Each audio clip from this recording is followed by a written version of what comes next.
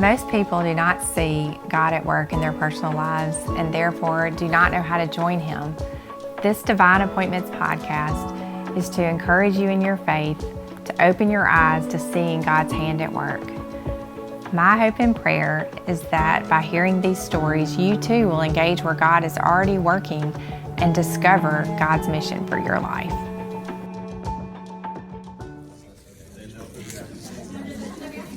So we're going to introduce Meredith and Joel Travelstan, and I'm so thankful they're here. Please greet them kindly.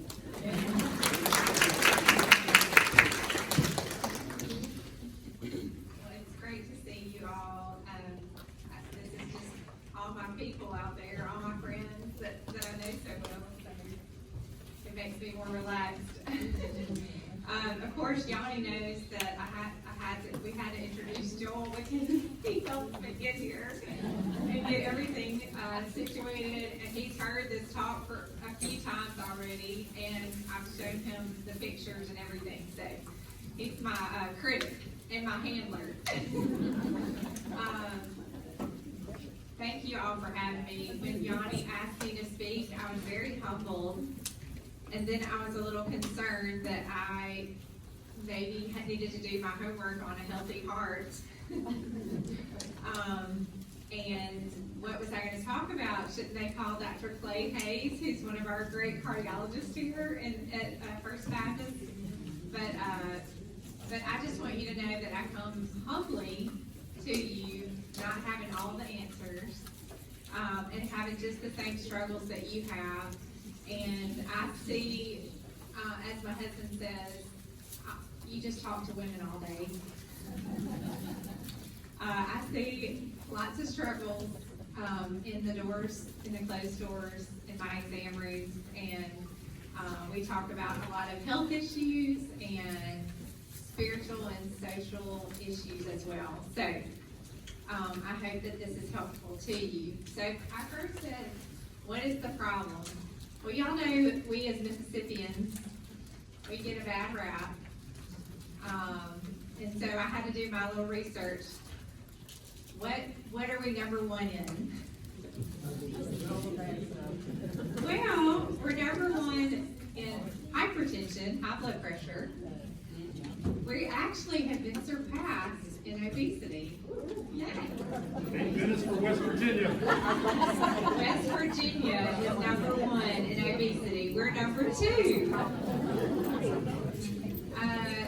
West Virginia is number one in diabetes. We're number two.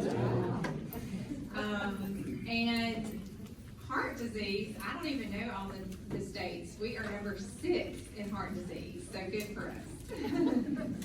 I thought this was also an interesting statistic. 32% of Mississippians do not exercise. So about a third of our population are not as proactive as y'all are, being here at the Christian Life Center. So a third of our population does not exercise at all. So that's our problem. We have high rates of high blood pressure, high rates of heart disease, high rates of diabetes, and high rates of obesity, which affects all of those medical problems. But what has God given us? What is the gift?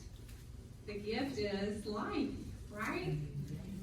You remember Psalm 139, verses 13 through 16. For you created my inmost being. You knit me together in my mother's womb.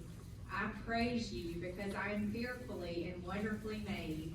Your works are wonderful, I know that full well. My frame was not hidden from you when I was made in the secret place, when I was woven together in the depths of the earth. Your eyes saw my unformed body. All the days ordained for me were written in your book before one of them came to be. Some of you may not know that I'm an OBGYN, and so these scriptures mean a lot to me because I see the first minutes of life of that unformed body that was in the womb that God has ordained the days for before that child came into being. So I get people ask me all the time, do you ever get tired of delivering babies? No, it's the most wonderful job in the world. It's a treasure.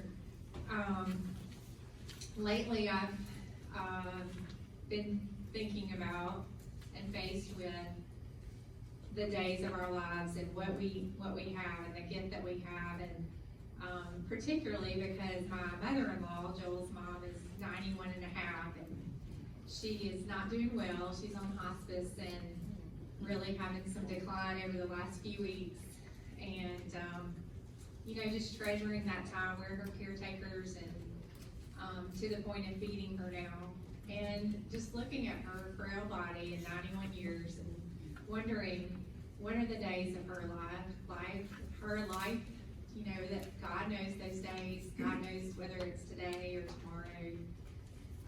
There was a sign on the way to our soccer fields that we always used to see out in front in the grass as we drove by every time.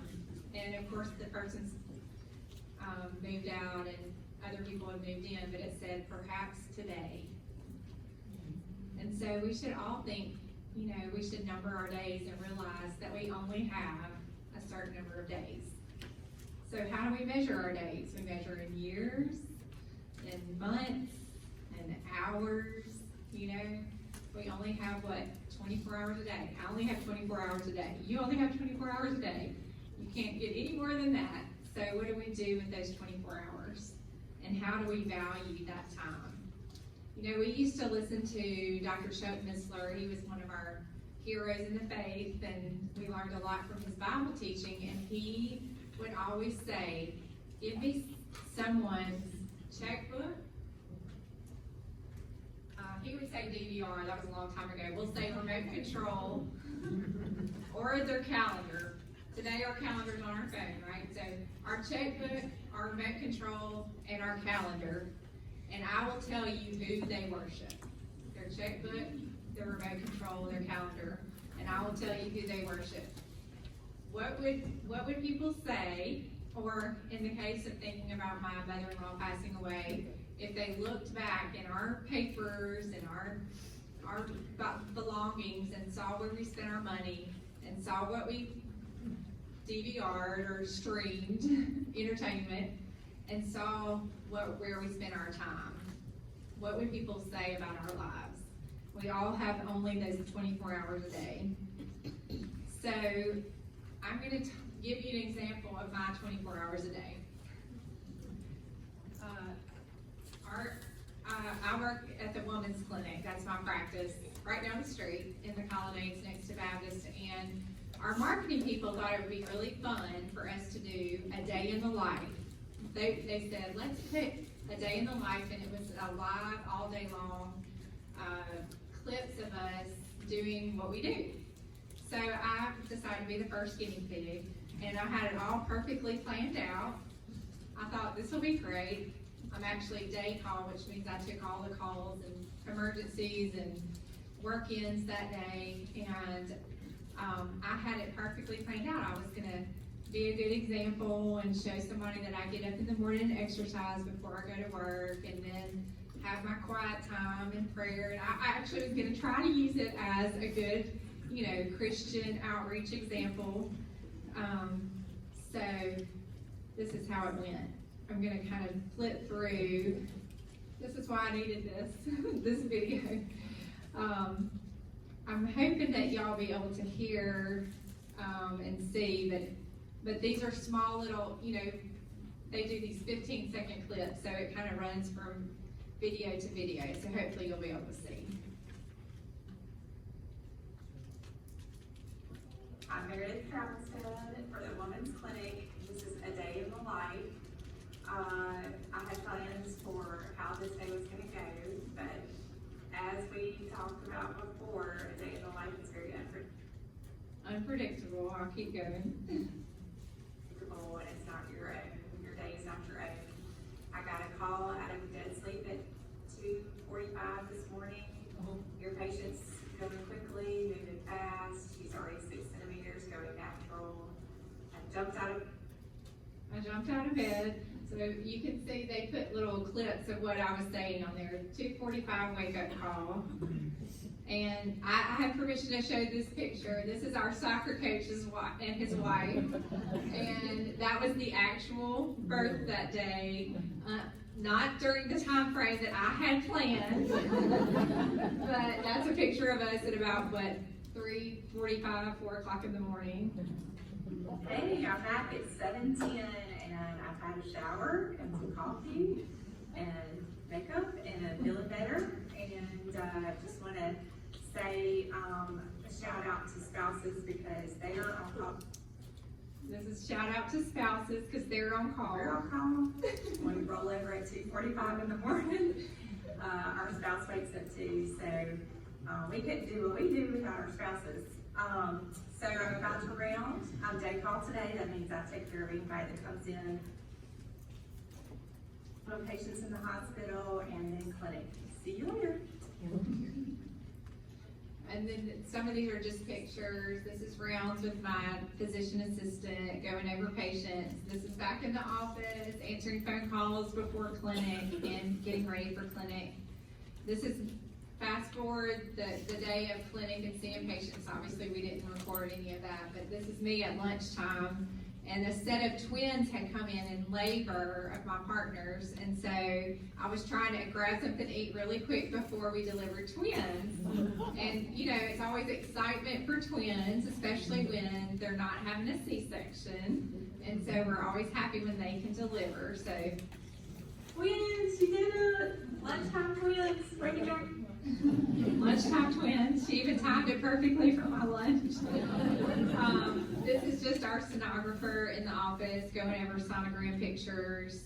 And this is the end of clinic, finishing up after clinic, phone calls, answering questions, and seeing patients that are, now I'm going back to the hospital to see the rounds on all the patients that got admitted. And this is me explaining. Hey, well, a day in the life, it's 5:45. Started about 3 o'clock this morning, and it's been a busy day. I was day call, admitted and discharged somebody with high blood pressures, delivered a baby at 3, delivered twins around lunchtime, attended to an emergency in the middle of afternoon clinic. Saw about 35 patients in the office. I've rounded on everyone and got my list because I'm on call this weekend, so I had to make sure I got all the sign outs for tomorrow. And I'm about to go meet my family at a basketball and baseball game. And I'll sleep well tonight. Signing off. Okay, so that's just I just thought that was a funny way to say, days don't go like we planned always, and they don't go that way for me either, and I cannot stand up here and tell you that I get up and exercise every day, and I have my quiet time for 30 minutes alone in a prayer room with my Bible in front of me. So this is a guilt-free zone right here, no judgment, okay? And I searched the scriptures, and I have not seen anywhere where God said that we have certain prescriptive ideas on times and schedules and exercise and diet plans and even Bible study and prayer. I have found that He always tells us to seek Him and to walk with Him daily. So this is, again, just some insight about a healthy physical heart and a healthy spiritual heart, but with no judgment. And know that I humbly stand before you with no perfection. I started to look at, one of the ladies the other night when we were getting our equipment set up said, I hope that you're going to give me a diet plan for the perfect heart healthy diet. And so I decided I would go search for what are the top diets today. Because I can tell you, every patient of mine has tried every one of them. I have heard them all. But just so you know, this is the U.S. News and World Report's top diets. Number 1, the Mediterranean diet, which is a plant-based diet. Number 2, the DASH diet. Cardiologists love the DASH diet. That's the dietary approach to stop hypertension. That's low sodium and fruits and vegetables. Number 3, I haven't heard this word before, but the flexitarian diet. And that's supposed to be vegetarian and some meat. And further down, number 8 was Weight Watchers. We all know Weight Watchers. And number 11, I've heard a lot, is Noom, which is that app, the accountability app. We were talking about diets in general. What's the best diet? What should you follow? It's funny to me that the Mediterranean, isn't that where God's put his stamp on in Israel, the Mediterranean diet?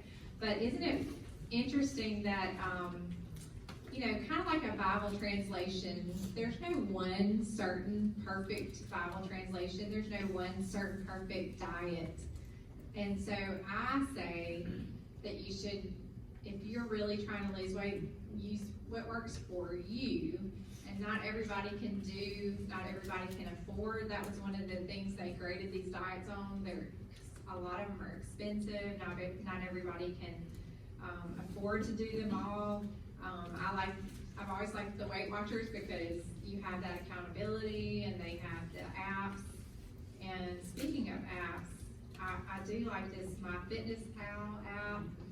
And if you're not familiar with that, it's a good way to keep up with your calories in, calories out, what you burn, and your exercise too. And I won't tell you, this is the way you can plug in and take it out to eat even, like the Duke's favorite salad that you're eating. You'd be surprised what the calories are. Of course, I'm sure that the serving size is not what y'all are getting here.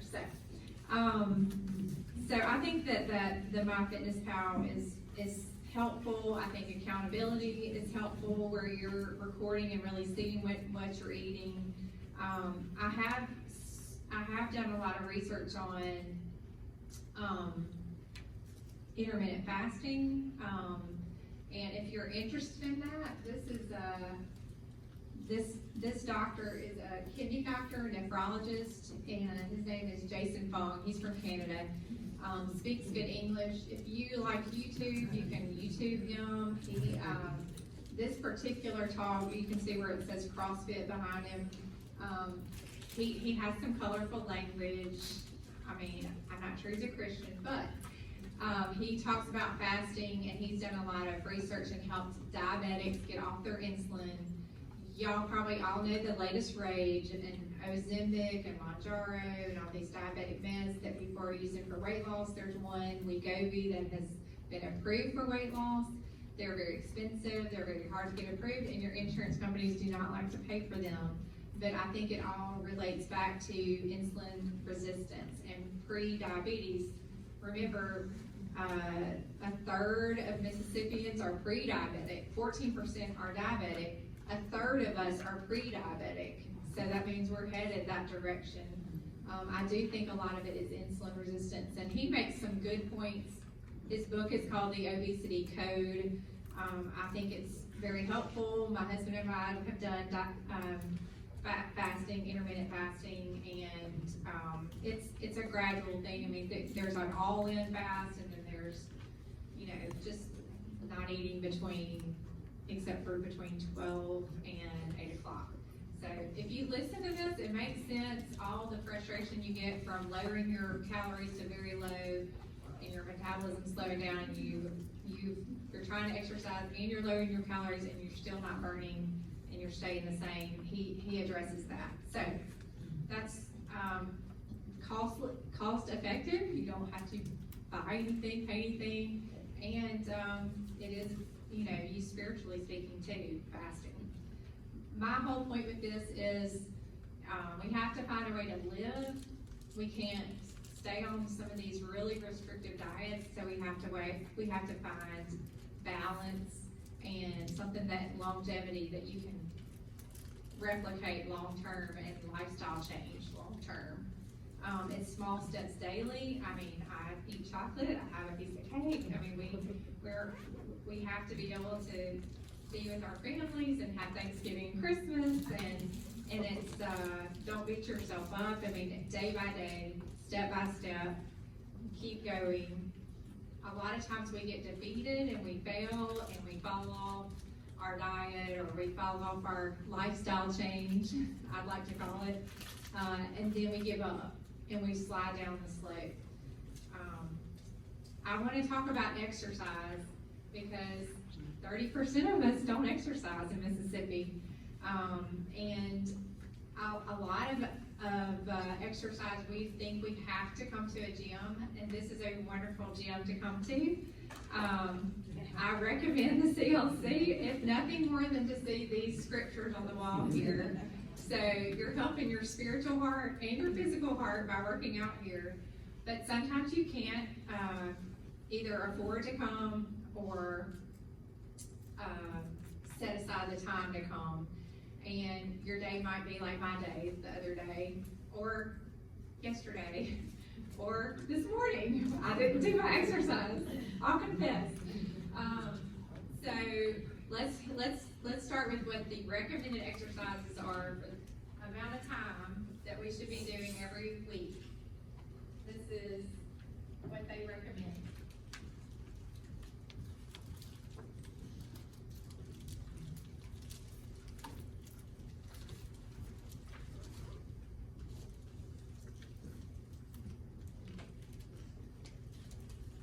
So 150 to 300 minutes per week of moderate exercise.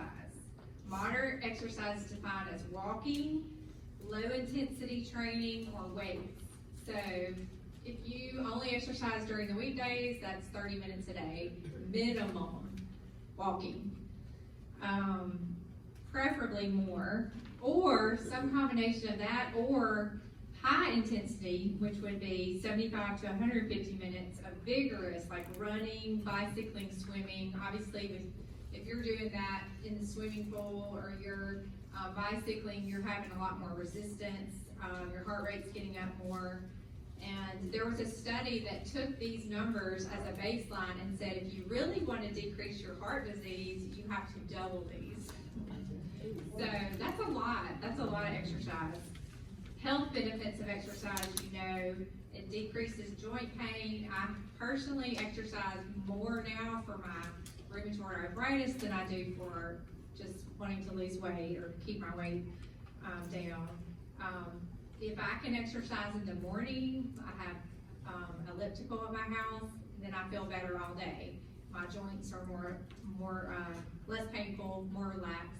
Also, it releases your natural endorphins, right? Our natural, God-given endorphins, chemicals that make us have that good feeling. We are struggling as a society in anxiety and depression, and sometimes exercise can help that.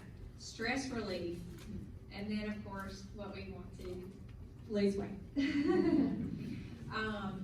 So I would always feel like if I couldn't do 30 minutes on the elliptical, then I failed and I was not going to exercise all day, and I was just give up. But I realized that I have to find a way to redeem some of the time in my life, in my daily life. So I take my tennis shoes. I have 3 boys. This is one example of where we spend a lot of time, soccer. So I tell patients all the time, you know, you have to be at the soccer field. You have to be at the soccer field an hour early before a game, and there are these nice sidewalks, or you have to be at a basketball gym or cheerleading or wherever. Take your tennis shoes and walk around the track around them as they're warming up. Find a way to work some exercise in the day, take the stairs, walk at work, at lunch. Don't worry about if you smell bad. Just put some more deodorant on and keep going. So don't get defeated. Even some patients, I say, just start with 15 minutes a day. Just give yourself just 15 minutes, and I promise you'll feel better.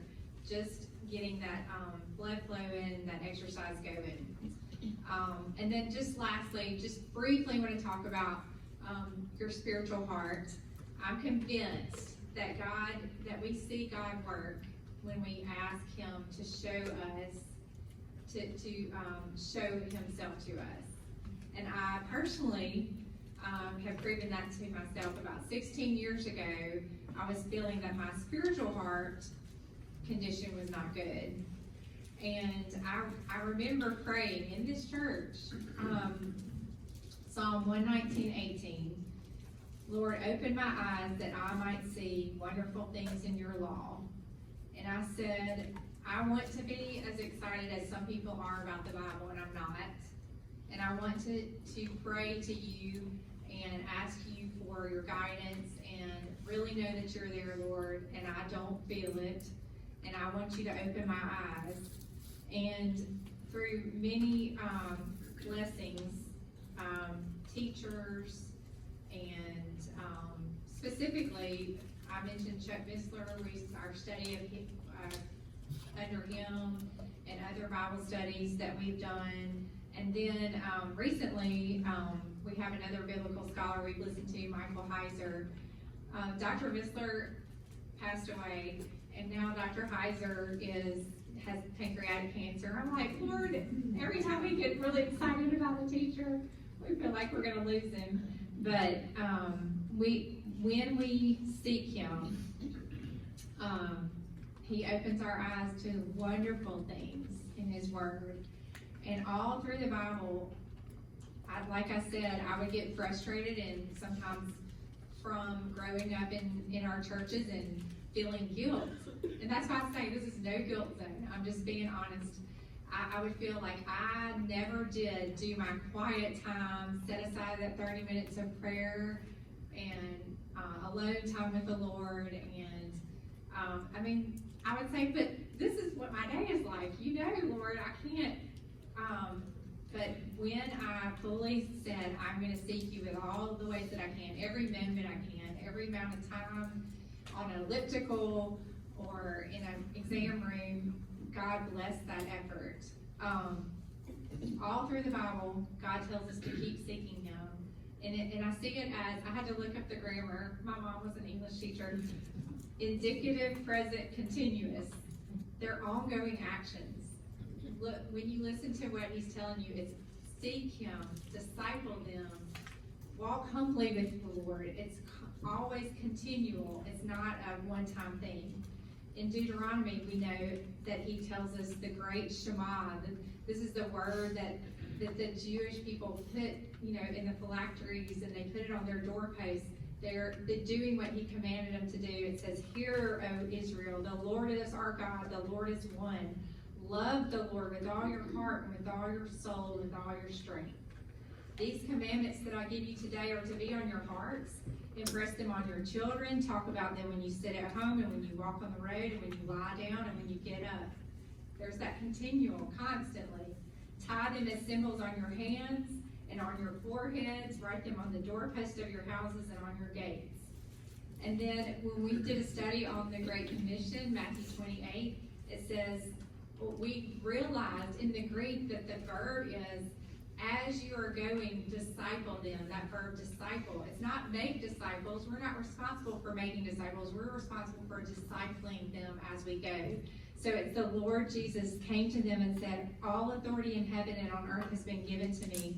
Therefore go and disciple them, all nations, baptizing them in the name of the Father and the Son and the Holy Spirit, and teaching them to obey everything I've commanded you. And surely I'm with you always, even to the end of the age. And then when I started realizing that prayer was pray without ceasing, right? There's that ongoing. I have to share this app because I share it with everybody.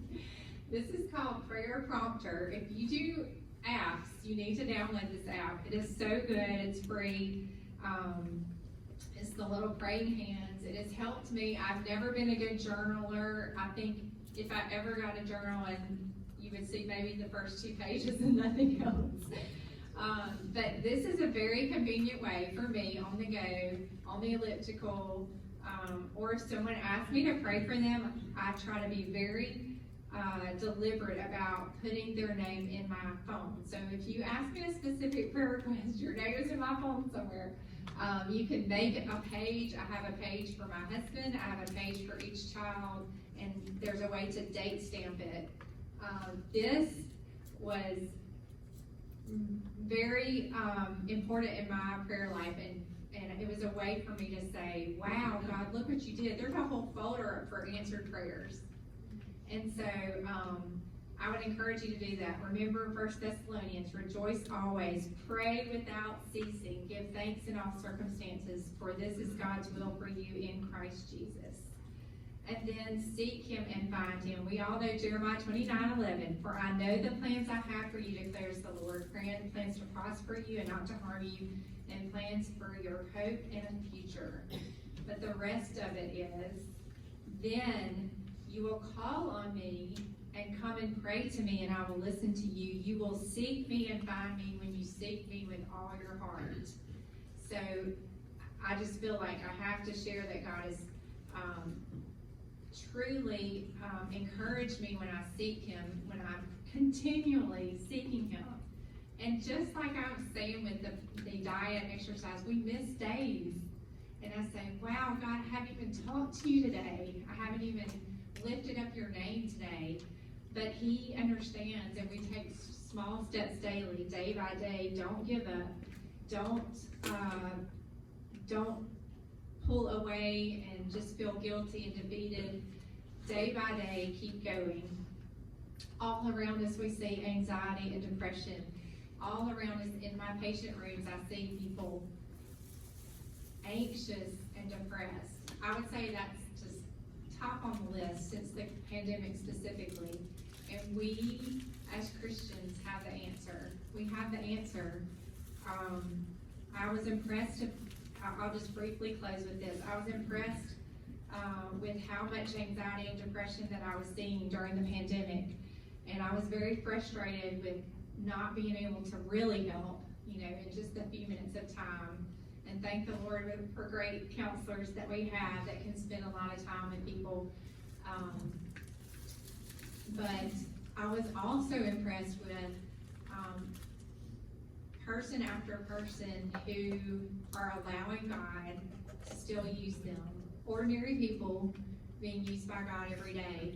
And that's how I felt called to start recording them.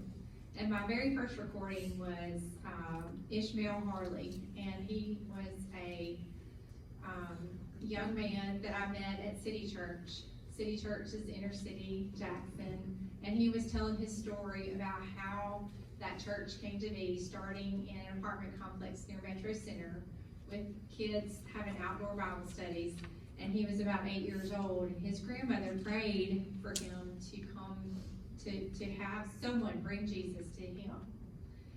And he told it in a very funny way, and we were all sitting around laughing because he had very preconceived notions about these white young ministry people, youth ministers, coming to share the gospel with these black young 8 and 9 and 10-year-old boys and girls.